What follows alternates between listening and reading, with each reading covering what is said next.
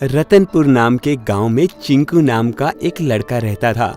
वो काफी गरीब था क्योंकि उसकी माँ सबके घरों में काम करती, झाड़ू पोंछा करके गुजारा किया करती थी।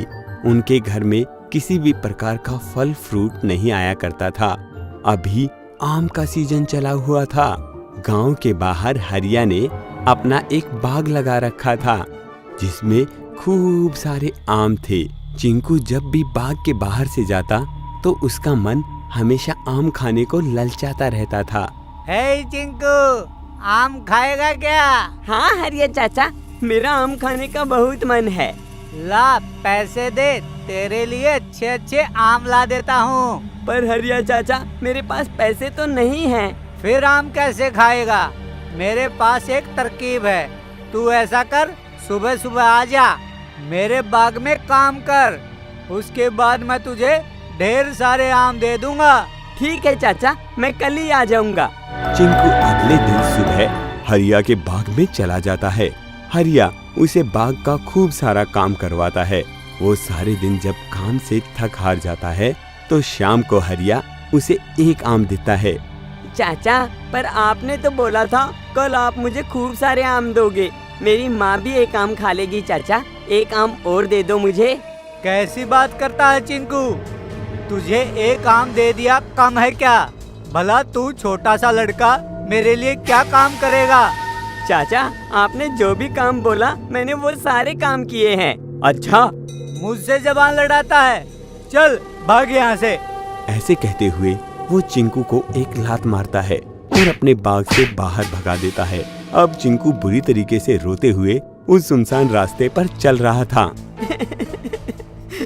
चाचा ने मुझे मारा, एक आम भी छीन लिया, सारे दिन काम करवाया, कुछ नहीं दिया। चाचा बहुत गंदे हैं। ये सब वहीं पर बैठे हुए सोने के जादुई नागराज देख रहे थे।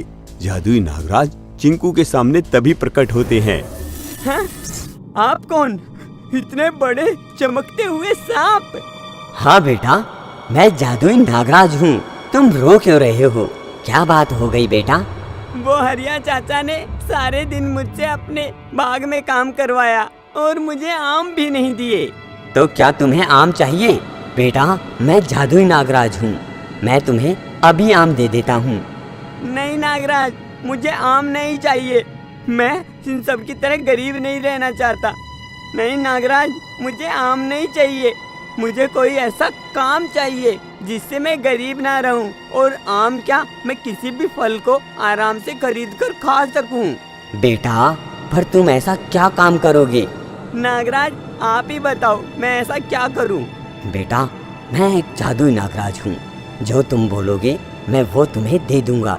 तो ठीक है नागराज, आप मुझे ऐसा करो, मुझे बड़ी सी आम वाली गाड़ी दे दो ताकि मैं उसे लेकर शहर में घूमूं और खूब सारी सवारियों को बिठाकर खूब सारा पैसा कमाऊं। ठीक है बेटा, जैसा तुम कहो। ऐसा कहते ही नागराज ने वहीं पर जादुई आम वाली गाड़ी दे दी। वो दिखने में बिल्कुल आम जैसी दिखती थी। अब चिंटू उस गाड़ी को लेकर गांव में निकल पड़े। गांव से जो लोग भी शहर में जाते वो चिंकू की गाड़ी में बैठ के जाते। चिंकू के पास खूब सारी सवारियां आ गई। अब चिंकू गांव से शहर और शहर से गांव खूब सारी सवारियां लाकर खूब सारा पैसा कमा रहा था। जबकि उसके दूसरी तरफ जो भी गांव में और व्हीकल चलते थे, जैसे ऑटो और बसें, वो सब बिल्कुल बंद हो गई थी। ऑटो और बस वालों ने मिलकर प्लान बनाया।